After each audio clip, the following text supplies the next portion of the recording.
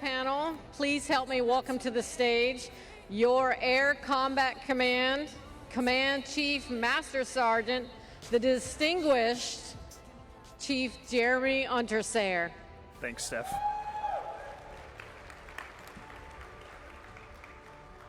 Thanks, Steph. Hey, thanks, teammates, for joining us today. This panel, we put together some veterans that just came back from supporting operations in the Middle East, freshly off their R&R, and ready to have a conversation with you today about their experiences and their thoughts.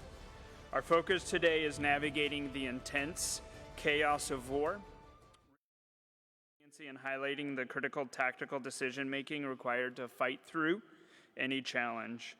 We're going to discuss how force generation, information dominance, and combat power all combine to create the lethality and decisive advantages our Air Force and the Joint Force relies on every single day. But before we begin, I want to express how incredibly proud every single one of us are of every airman who has supported Operations Epic Fury and continue today to support overseas operations in the CENTCOM AOR. Whether you're forward deployed, supporting 24/7 from your home station, or launching aircraft globally, you answered the call, proved our unmatched readiness, and executed the mission with absolute excellence. Today, I'm joined by three phenomenal leaders who have led our force through this historic operation. The first is Chief Wiener. Chief Wiener was the AFCENT and 9th Air Force Command Chief. He, along with General France, answered the call at Shaw and at home, or at Al Udeid. In fact, he would send me pictures of what happened to his office in Al Udeid, and it was quite insane. To his left is Chief VB Vanderbeek. Chief Vanderbeek led the Red Tails out of MSAB in the 332nd AEW and is currently the command chief at the 388th Fighter Wing in Hill. To his left is Chief Carolyn Russel, and she led the Knockout Wing at the 379th in Al Udeid, along with General Clayton, and today she is the Senior Enlisted Advisor to the Chief Master Sergeant of the Space Force. I'll turn it over to each of them for a brief introduction and some reflections as we prepare to have some questions for them. The way this will work today is I'll ask them a set of questions, and then we'll go out to the crowd for your thoughts, your questions, and maybe some time with these phenomenal leaders. So Josh, we'll start off with you.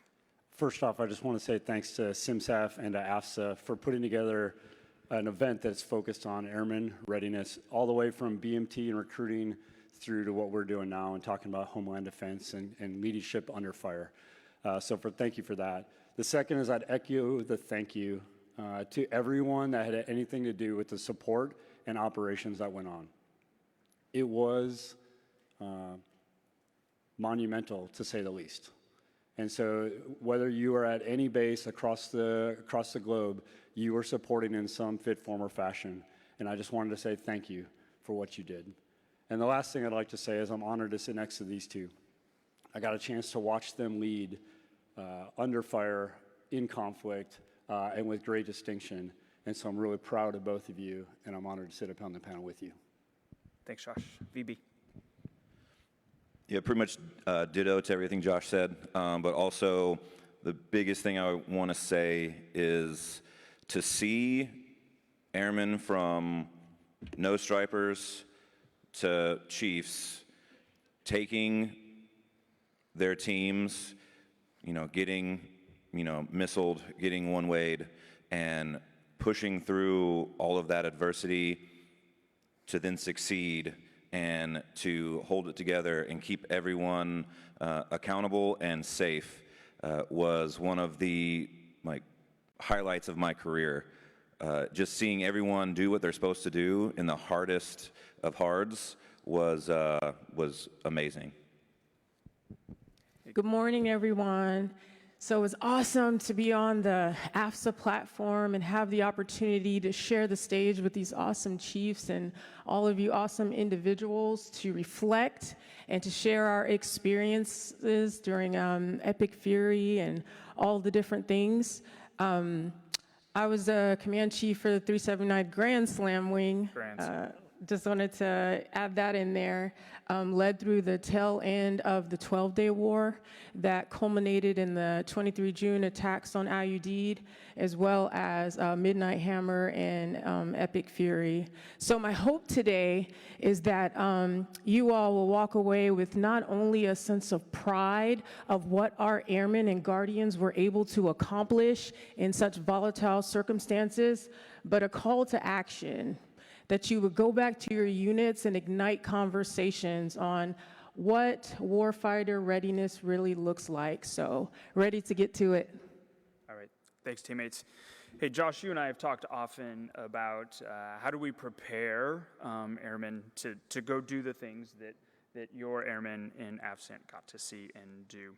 So what should our airmen be doing today to ensure that they're mentally and tactically ready to generate force and deliver combat power every day? Thanks, Jeremy. So I've been thinking about that a lot, and one thing that struck me is that airmen always rise to the occasion, and that is a fact for what we went through over the last 2 years, really, not just the last 6 months, but over the last 2 years. But that doesn't mean we don't fall back on our preparation.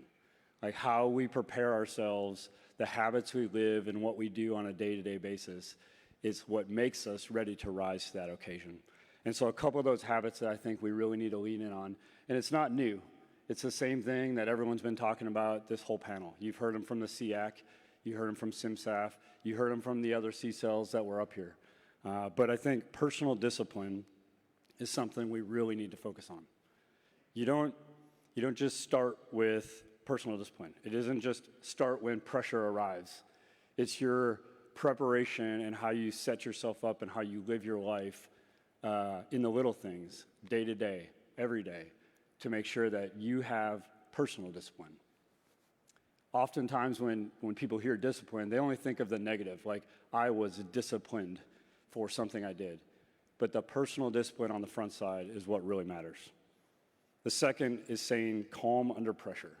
And I witnessed this with both of these two individuals and their bosses. When some of the worst things were going on, they were calm under pressure no matter what.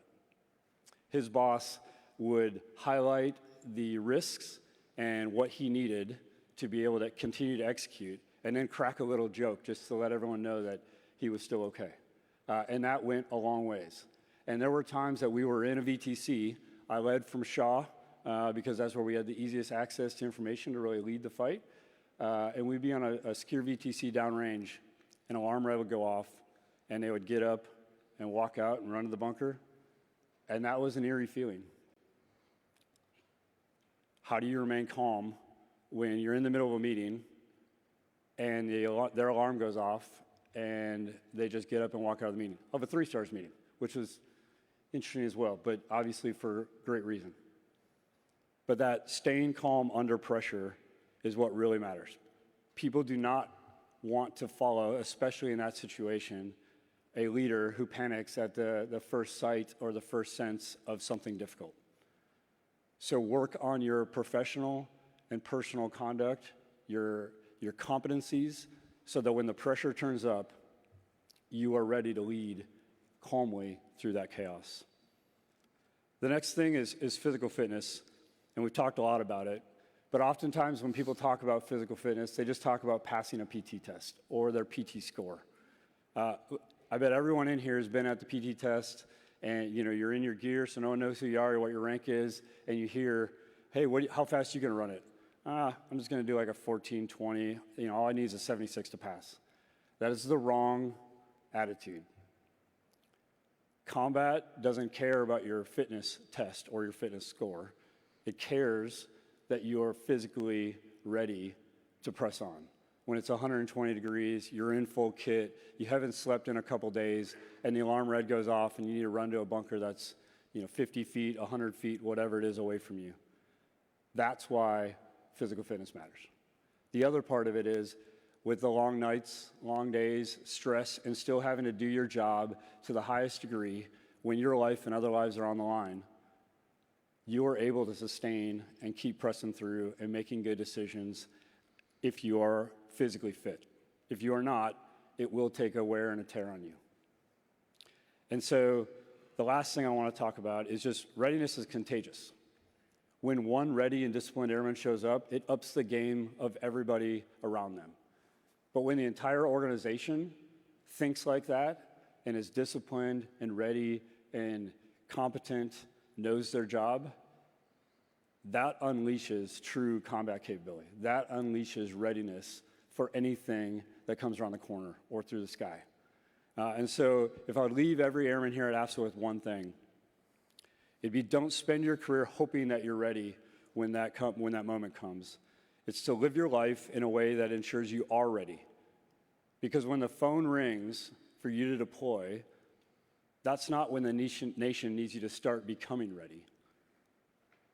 It's when you already need to be ready. Thank you.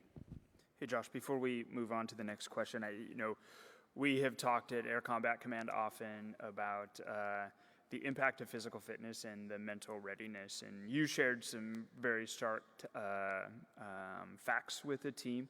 I was wondering if you could share them with his team, and the math really makes sense, right? And it helps us tangibly think about the importance of fitness, our readiness, and our mental capability to handle the mission. Yeah, thanks, Jeremy. So I tracked every air medical evac that went out, line by line, and we paid attention to the ones that were evac for mental health issues. We were able to do some analysis on that.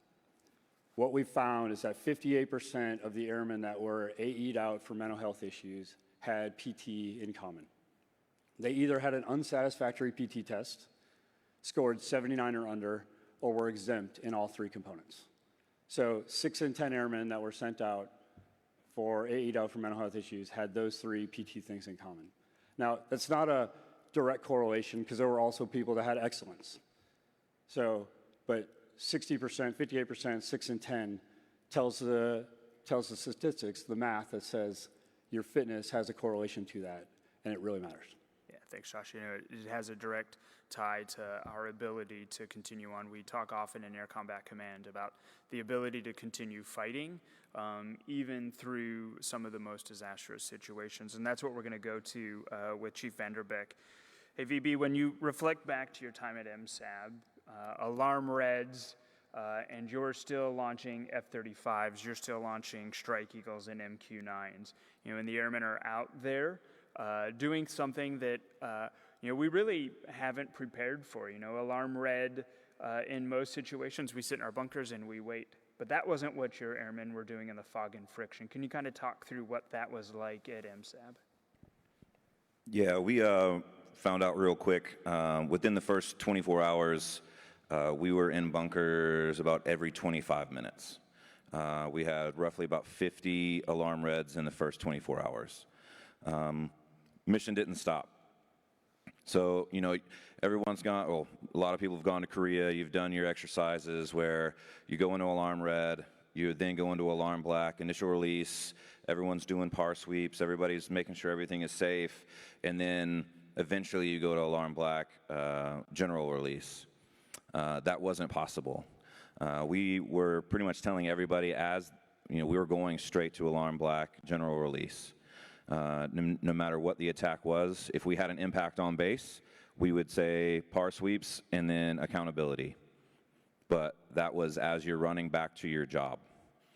It wasn't like a set crew that was doing things. It was everyone. If you saw a smoking hole somewhere, you channeled that up. There wasn't the time to be as safe as possible. It was jump over, go around the hole, get back to your jet, launch the jet. In that first 24 hours, with all of those attacks, we never missed a sortie. Every sortie made it out and did what it was supposed to do downrange. So I think that's really the grit and the determination that we had with our individuals, is understanding that this isn't the norm. Like Mike Tyson says, everybody has a plan until you get punched in the face. Well, we got punched in the face and we had to adapt to that plan. And we did it, I would say, pretty well. Yeah, add to that real quick. Of course. So they say offense is the best defense, and in this case, that's why the risk was assumed, is because in this case, offense was a great defense, and so we couldn't just sit back and be safe and had to accept that risk. I would say also too on the air crew side of the house, they were taking a lot of risk on their side. So, air crew, you have to have crew rest. Well, when there aren't any underground bunkers, everything, you're hearing every alarm, you're hearing every impact on the base. Air crew were only getting about maybe 20 minutes of sleep at a time. So they were pushing through. They were doing what they had to do. They were even doing mission briefs in bunkers during alarm reds. So, my boss, Colonel Fallon, was doing a mission brief under some flashlights, talking about what their targets were. And then they rolled straight out of the bunker, went to do the deed, and made it happen. So everybody had the same type of situations and issues that they were dealing with. And I guess you can always say, like Semper Gumby, everything changes, and you just adapt and overcome. Yeah, exactly what this panel is about. Hey, Carolyn. Carolyn was at Al-Udeid, and for most of us that are a little bit older, Al-Udeid has changed tremendously from what we remember. Green bean, the swimming pool, and Pizza Hut, going to lose some weight, and exercising, and that changed dramatically for you and General Clayton. And when the tempo surged overnight on February 28th, how did you and your commander leverage your enlisted leadership to keep the wing focused on his intent and maintain our decisive advantage? Thank you for that question. So I have to say that similar to what VB talked about, the situation at Al-Udeid escalated very, very quickly. Within the first 12 hours, it was missile and drone attacks, just relentless. It was very important to my boss at the time and I that we were able to keep the wing focused by first communicating and information sharing, and that is easier said than done when you're in a hostile environment. And no longer were the days of the brick and mortar HQ where everybody can just gather and have meetings all the time, because that would make it easy for our adversaries. We had to be flexible, mobile, agile, getting out there, getting around the base to set up C2 wherever we could and get information out to our folks clear and as constant as possible. I'm also a big fan of having enlisted in the room when it comes to those operational conversations.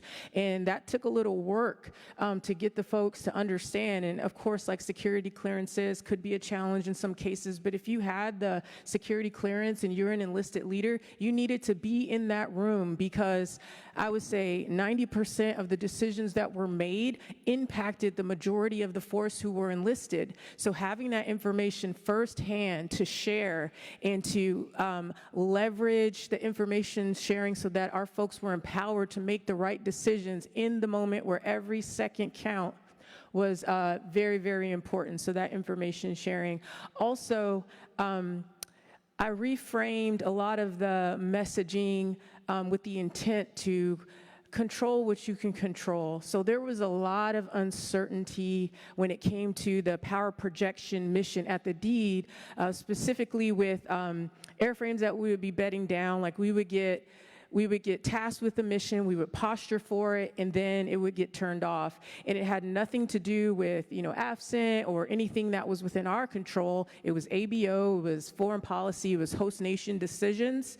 And that became frustrating, and it started to impact morale. So I did everything I could to ensure that our folks felt that sense of autonomy, of just control what you can control. Be the very best at what you are able to do. And at the end of the day, we'll be postured for whatever comes our way. Lastly is just getting out. It's easy as, especially the command chief, just to sit next to my boss for every single thing and kind of not get out there where it's dark and murky. But I was very deliberate about getting to those nooks and crannies of the base, mobilizing in between alarms, hunkering down with the airmen and guardians during the attacks so that they knew that our number one priority message, and not just word but action, were the people. So I would say communicate, reframe that focus, and get out and check on your folks. Carolyn, I'm going to follow on with a kind of an unscripted question. You know, we talk often in our Air Force about mission command, and one of those tenets is shared trust. And I think one of the things that I implore you to think about is trust of your leadership. Could you talk a little bit about how communication across your wing affected, you know, A1C Unterseher that was in there to have trust in what you and your commander were after, and that you totally cared about the defensive posture and the safety of your airmen?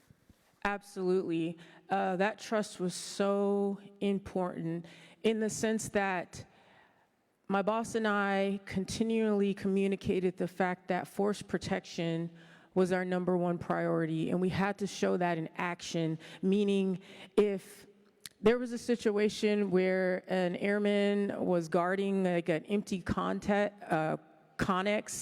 just exposed to missiles and drones for no apparent reason, that was not okay. Like Josh had talked about, the juice had to be worth the squeeze, and every decision that we made had force protection in mind. And when we modeled that in not only word, but action to show that, hey, we can make these tough choices and take risk only in the areas, you know, where we need to take risks, where we're not putting lives at stake for something that doesn't really matter. VB and I had a conversation when it came to, because we helped each other out. He sent forces from Jordan to help with some of our power projection with our airmen, turning aircraft coming through, and the flight line at IUD at the time wasn't as postured to protect those airmen that were out there, because we have a lot more splinter-proof structures, for those of you that have been there. So we went out of our way, and CE did an amazing job of making sure that we bolstered those, turned those C-channel structures into like the bunkers that were hardened with the sealed door, and they did that miraculously, and that showed that we were going to make those tough decisions and make the risks that put our people first. Thanks. Yeah, it's hugely important. Hey, teammates, we're going to go into a question for the group, and then I'm going to turn it over to you. So if you could prepare some thoughts, some questions, maybe some critical questions for this panel. Hey, as we think through the stressful situation, you know, Josh was here in AFCENT. I was his neighbor at the time, watching some of it, and he was working 18 hours a day, 7 days a week, and I could see the stress on him. I could see it in the other two through virtual means, as we communicated over Teams or SIPR VTC. But what you never saw them do was crack. So I'd like each of you to talk about how did you go through that? How did you maintain your posture? And then what are some things that you would recommend to this crowd to make sure that they have that same thing? And then how did you not show others the stress you were going through so that it negatively impacted them? Carolyn, we'll start with you, please.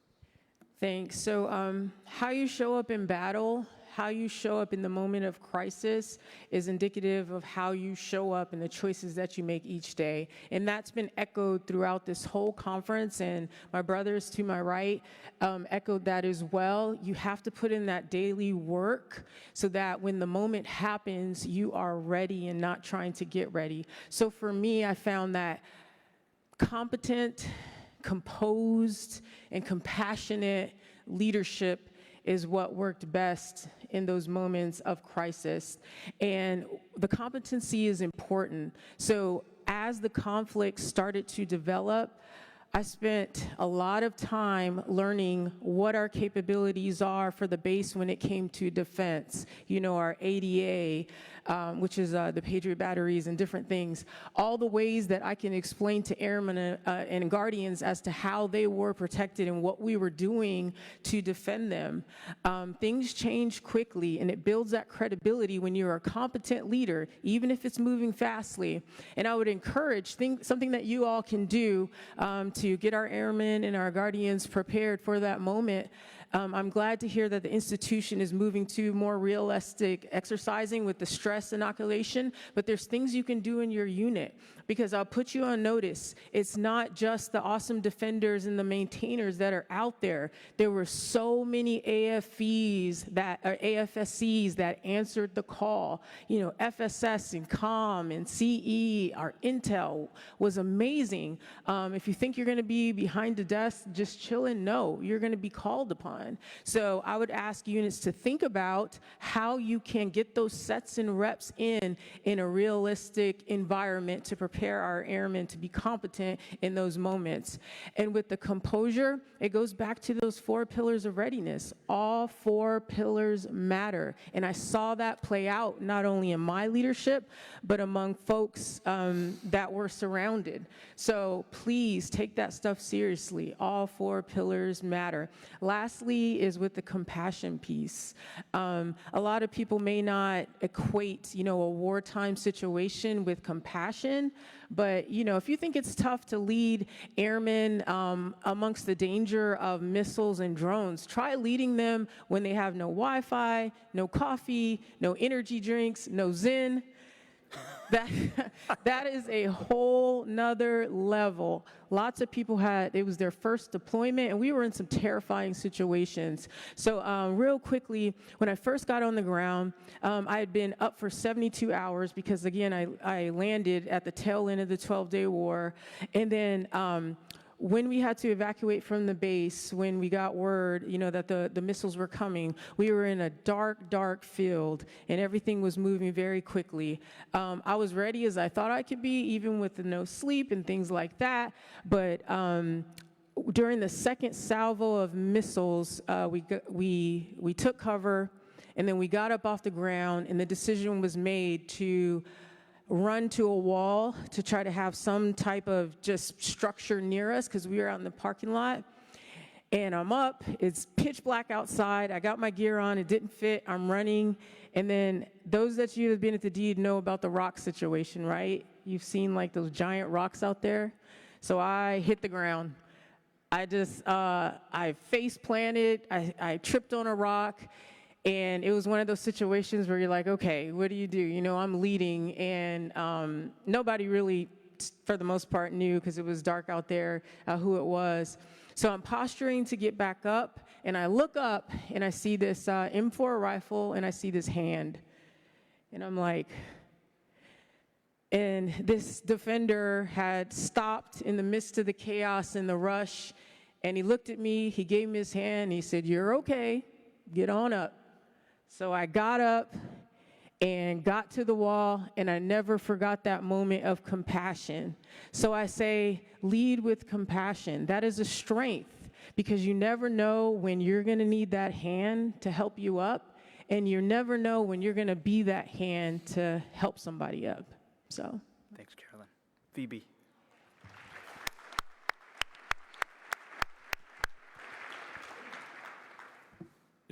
Also, to add to the point of everybody has a job when missiles are flying, is I had finance troops that were building bombs. So no, I think when it comes to the mental toughness side and keeping everything together is, again, like the 4 pillars is super important. Second is everybody that's in a bunker doesn't know if it's going to be their last time coming out of a bunker. And it's obnoxiously quiet, because at least where we were at, whenever we would get a missile notification, we had 7 to 8 minutes before impact. And we would immediately go to alarm red, send people to bunkers, and then about 2 minutes, a minute and a half out, we would call brace for impact. Because at this point, Patriots are still attempting to intercept these missiles, and sometimes they did, sometimes they didn't. And if they didn't, brace for impact, you have about 30 seconds to contemplate your life choices. So that's hard for them. So one thing that I would do, and I would have my counterparts do, is we put up almost like a daily roll-up of what happened. So to understand, yes, you're in a bunker, you don't know what's going on.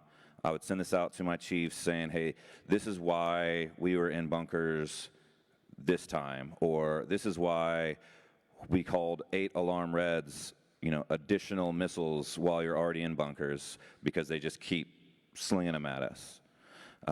That information at least helped kind of bridge that gap of just being in a bunker, hoping that you make it out. And I think also, too, when it comes to the mental toughness piece, was with my defenders in our BADC, our Base Air Defense Center. They're the ones that are our so-called last line of defense for one-ways. So they're shooting Coyote missiles. They're doing the thing. Everyone from A1Cs to tech sergeants are in there doing the job. Inherently in the Air Force, we train to not fail. Well, when a one-way smokes something on your base, you failed. And that's okay. When the first time that happened, you see everybody kind of slump in their chairs, kind of like put their head down, kind of get a little, dejected. It's fine the next one. It's cool, yes, you didn't meet a mark. There's still more coming. And I think that's one thing that we train to, where, like, especially aircrew world, if you're in a mission and you either, get shot or your base gets bombed, it's knock it off. What happened? Why did we fail? In real life, that doesn't happen. In real life, you just got to keep rolling and do the best with what you have. And we did that. We had an Airman Page. He turned 21 on the deployment, and the day before his 21st birthday, he had his 10th Shaheed kill from a coyote. Like, we're asking these airmen to do amazing things, and just being there and giving them, a stable mindset, not to freak out. They will follow in your path. And I think that's just one of the biggest things that we can do as leaders is understand, like, even if I'm freaking out inside, the way that I posture and hold myself is exactly how my airmen are going to. And in the first couple of days, yeah, it was pretty rough, but we got into a groove. And once the first TVM hit the ground, you're like, okay, sweet, here we go. We're in it for the long haul. So it's one of those things, just making sure you're reassuring, giving everybody information that they can have, and let them know that we're not losing. It's really hard when most of my airmen were not aircrew, were not going into Iran, dropping bombs. They were maintainers, security forces, my finance, my personnelists, and all they got was the stuff that was hitting our base. It felt like we were losing because of that. So we had PA put together a video of all of the unclassed the videos of all of the strikes that we were doing, and putting that in the chow hall, putting that in the MWR, so at least you can see, hey, okay, yeah, we're getting bombed, we're giving it back to them tenfold. And that also was a big morale boost for all of these individuals. And I think holding it together, like, his team, when he went out there, was supposed to go out for 6 months. How long did you end up spending out there? Just shy of 10. Yeah, and keeping that together and keeping the airmen laser focused on the mission at hand, while having that on their shoulder and their families back home. So thanks for what you did, VB. I was 20 days short of a short tour. Could have extended you. Yeah. I would have stayed. Hey, Josh, let's, the two leaders to your left talked about what it was like when you were deployed, and General Spain and I talk about this often, is that nuance of I'm still at home, and I still have that going on. Josh has a wife and 2 kids that he would have to go home to every night, and had an entire life going on there. So how did you do that and stay into the fight and keep your mental fortitude and toughness? Thanks, Jeremy. Yeah, it was definitely something that I struggle with. When I would talk to them on SVTCs, I tried to be very careful and cognizant of how and what I would say, because I realized that I was at Shaw. And when I went home at night, there was no alarm reds. So even if it was only 4 hours of sleep a night, it was 4 hours of sleep. Yeah. And I knew that all of the airmen and these two warriors to my left didn't have that. And so that motivated me, but it was very challenging to think about it from that perspective. It was 100% the right call, 100% the right place to be, because we were able to plan and give them a plan to be able to execute to effect. And they did it very, very well, despite everything that was thrown at them. But it didn't make it any harder to be at Shaw looking at them downrange. The other part that was tough is leading into it, we were already working long hours, long before, February 28th. But you can't tell your family why. So they're like, you're working again? It's Saturday. You're coming home at this time, you're leaving again. That was very difficult. When everything actually started executing, and I could finally say, just turn the TV on, please. And that explained it to them, and then they were crystal clear. For the previous question of, actually I want to tie it back into one last thing from the earlier's panel with Ms. Jen and Chief Blaze. So Jordan's thing of, there's other people that have it tougher than me. I want to be like them. That was another thing. I didn't realize it until Blaze said that, but that was how I was feeling. I knew that my teammates here and all of the airmen downrange had it tougher than me, so I would never complain about what we were having to do at Shaw. And I could tell you, neither did anyone in that headquarters. There were airmen that were flooding in from around the Air Force that were just showing up on a bro or sis call like, hey, we need you, come. It was wing commanders and patches and everyone that just flooded the zone to be able to support them with what we needed to do. Working 20 hours, 22 hours, sometimes, you normally, if you see a chief sees someone sleeping in a meeting, what's your instinct? You're mad, you want to get them after. But there were extremely tired people that would take a little bit of sleep wherever they could, and that was okay because that's what they needed to get by. How I was able to keep going, I had people that would come and check on me. And the same thing, I would walk around and check on other people. And the chief and staff and I would go around, and you could tell people that had hit their limit and would say, you need to go home. I got this to do. You need to go home. That the next person up will take that. Because you had to keep them fresh and ready to be able to give a good plan, an executable plan downrange so they could bring the fight to the enemy. Thanks. Thanks. Hey, we've got time for a couple questions. If anybody has anything they'd like to ask these leaders, I think we're going to start right there in the center. Thanks, Jeremy. Chief Schaefer, 7th Air Force. First of all, thank you to you and your teams for what you did over there. It's amazing. I would argue that your teams are now the most ready. I view this as a warm-up, the warm-up game for the next big one. As you're familiar with like college teams that are big football teams, they'll play some low-end team to knock off the cobwebs, although this is more serious than that. Your teams are probably the most ready. Could you speak to a little bit of the strategic interplay with what you did over there and the contributions that probably every airman in this room did from their disparate locations as far as providing iron, people, weapons, intel, or whatever, backup AOC help, anything. And then also the lessons learned you pushed out to those other combatant commands that are going to give us some help in these what will be a similar fight but larger if you're talking about a North Korea or a China.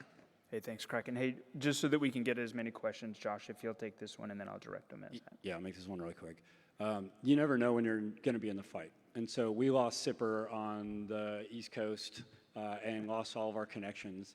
And it was actually the AOC in Korea that picked up a lot of that fight. And so even when things are going on, we're globally connected and you need to be ready. And the second part is just they need to be lessons implemented and not just lessons learned. If you write the lessons down and then just stick them in a desk drawer or file them in a folder and don't actually do anything with them and follow through to execution of that lesson applied, then it's not worth the paper you printed it on or the digital ink that it was used. So make sure you're learning the lessons and actually applying the lessons. Yeah, in Air Combat Command, we are actually diving into all of this. We started with the intel portion, so we just had a team go through all of that, and we'll get those out. This is really, to Chief Schaefer's question is, as we look at the battle space that these airmen just encountered, like that's exactly what we anticipate in the Indo-Pacific theater with theater ballistic missiles and one-way attack drones, and another belligerent that isn't going to give up.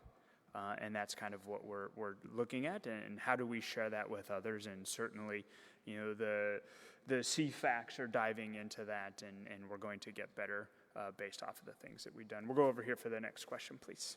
Hey, Staff Chief Tidwell. So, thank y'all for your vulnerability and also for the insights.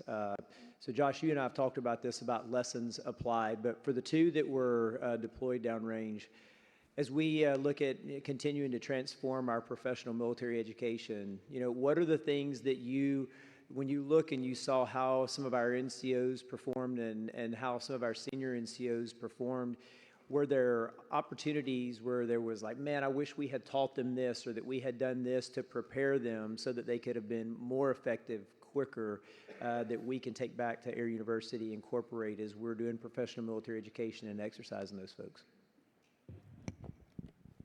I'll take a hack at it. I think the biggest thing is I think we need to push more for staff sergeants and tech sergeants to understand that they need to actually be leaders and not just another dude or dudette in the shop. We found a lot of staffs and techs that didn't realize or didn't know, I need to be the leader and not just along for the ride. It fell a lot on our first sergeants. It fell a lot on our senior leaders to do those check-ins, make sure people are good, and not as much as where it should be on that frontline supervisor role. So I think maybe just digging into that more and making it more leadership processes and more less of the, I wouldn't say less, but 5 voices, all the EQ skills is great, but also I need somebody that can get in somebody's ass when they need it and still be there to drive forward. They need to understand that they have the same amount of NCO authorities as a staff sergeant that any of the chiefs in the room have. Your sphere of influence changes, but your level of authorities is still driven by the same. Hey, could we go to the left side, please? Good morning, Chiefs. Technical Sergeant Allison here from the 96th Test Wing, Eglin Air Force Base. This question is related to leading under fire directly. For the older generation, for a lot of my own generation, the answer to the question of why we're doing this or what's the reason behind what we're doing here, the answer of because I said so was sufficient enough. We have a new generation of airmen who are coming in who like to ask the question why.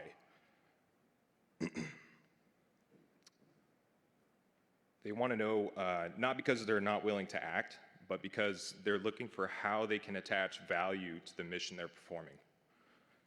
These are real questions that I myself am being asked by airmen at my home station. One of the challenges of a supervisor is to encourage and promote individual investment in the mission. From a supervisor and mentor perspective, how can we guide these airmen who are asking these purpose-based questions so that they can buy into the reason behind why we're doing what we're doing downrange? How do we sell the mission to our airmen who are struggling with the question of why? You all have a unique ability to answer this question, and I'm curious if you have had any examples you could provide of conversations you've had with your subordinates, or how you've answered that question for yourself personally. Hey, Carolyn, could you take this? I apologize. This will be the last question as we've got one more thing to do with this. But Carolyn, could you answer that question, please? Yes, so really good question. And I would say downrange, when you can clearly see the threats and the destruction and the impacts, it makes it a little bit easier. But it was tougher during the lulls when people were extended, where in my case, some of the attacks had stopped. and we were looking to see, what do we do next? Do we recover? Do we try to set some new goals? Do we, posture for the next attack that we don't know if we're going to be attacked? It was during those low, quiet times that people started to say, hey, Chief, what are we doing?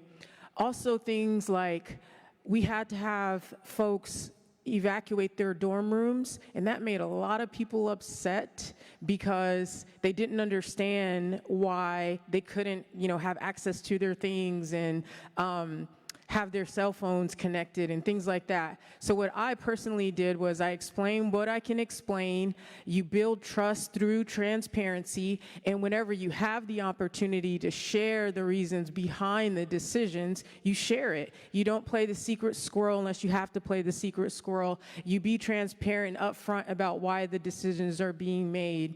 In addition to that, showing that you are setting the example by going through and doing the things that you're asking them to do, it builds that trust and credibility. So I don't have my cell phone good to go and I'm asking you not to connect yours. We turned some of our rooms, our commander and I, into like command post stations. So it's not just me telling you we need to do this because of what I'm showing you, that I'm in the fight with you. And that builds trust. And it takes time, and not everybody is going to get it, but showing and setting the example and building the trust and being transparent when you can is the best way to get that buy-in when you're not able to do those things. It's a great answer, and that doesn't have, that isn't defined by your rank, right? If you have information, you need to share it across your formations to build that trust. Hey, teammates, thanks for your time today. Chiefs, thanks for your incredible leadership, the things that you did downrange, the sacrifice of both you and your families. Every single one of these three airmen spent way more than the normal 6 months deployed in harm's way. And harm's way looks way different today than it did the last time I was in Al-Udeid. So thanks for everything that you have done. Hey, before we depart, we want to take a moment to pay special tribute to our 6 fallen heroes of Zeus 9-5.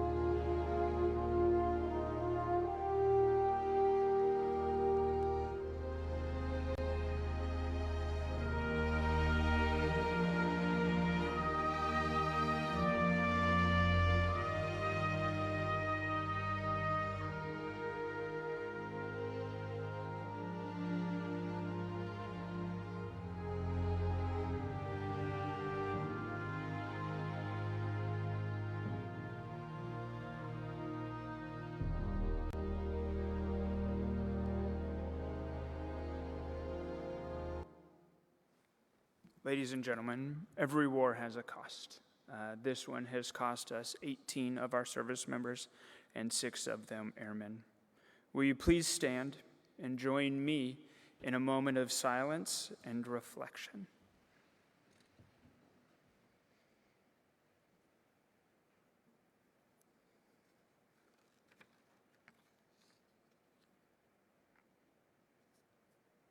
Thanks. Teammates, let us remember today our brothers and sisters continue to stand the watch. They are our sentries and avengers. Let's keep them and their families in our thoughts and prayers. Thanks for joining us today as we reflect on our shared accomplishments and the things that we are called upon to do for our nation. Thanks for letting us share a little bit, and enjoy the rest of your day.